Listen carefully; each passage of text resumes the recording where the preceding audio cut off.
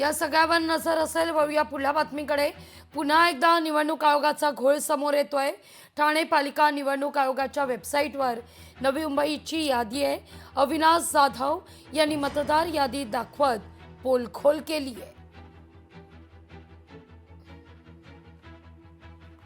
प्रभाग क्रमांक 7 ची नावं ही प्रभाग क्रमांक 3 मध्ये या लोकांनी घातली। याचा अर्थ यांनी ह्या याद्या ज्या बनवल्या होत्या त्या कार्यालयात बसून सत्ताधारी पक्षाचे राजकीय नेते सोबत घेऊन या लोकांनी केले होते।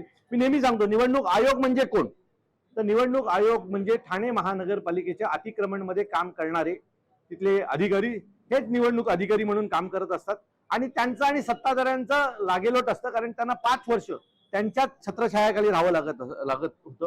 त्याच्यानंतर आम्ही त्यांना मागणी केली होती की लोकांना जर त्यांची नावं शोधायची असेल तर तुमची वेबसाईट जी आहे ती ताबडतोब सुरू करा, म्हणजे आम्हाला त्यावर काम करता येईल। आता आमच्या सांगण्याच्या नंतर त्यांनी त्यांची वेबसाईट सुरू केली। ही आहे ठाणे महानगरपालिका सार्वत्रिक निवडणूक 2025।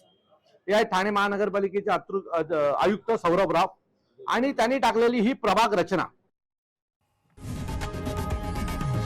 लोकशाही मराठी ऐका, पहा, जागरूक रहा।